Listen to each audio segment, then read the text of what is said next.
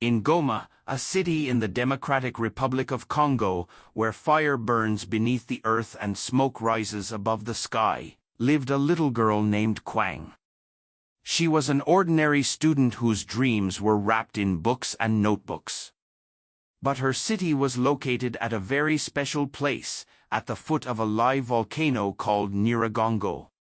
In 2002, the feared moment came. The volcano erupted. Lava quickly flowed toward the city, swallowing homes, shops, and schools. People ran for their lives. There were screams and chaos everywhere.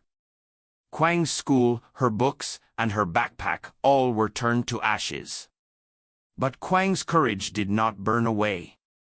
When everyone had lost hope, Kwang went to the ruins of the burned school and pulled out a half-burnt math book.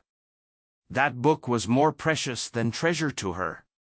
She decided that she would restart education, not just for herself, but for all the children in her village. The next day, she sat under a tree with a few children and began teaching them how to write in the dirt with her finger.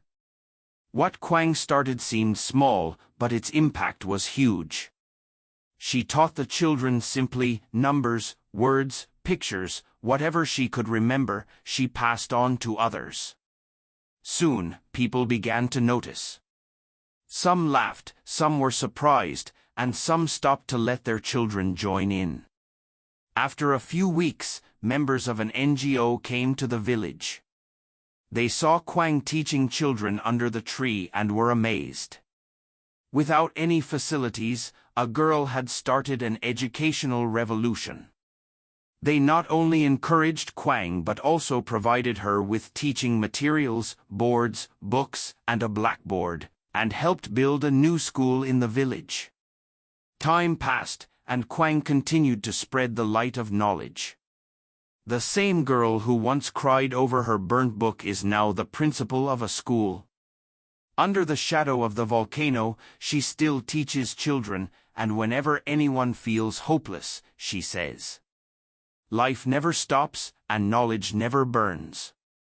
This story is not just about one girl, it is the story of all those children who, despite harsh circumstances, take education as their weapon.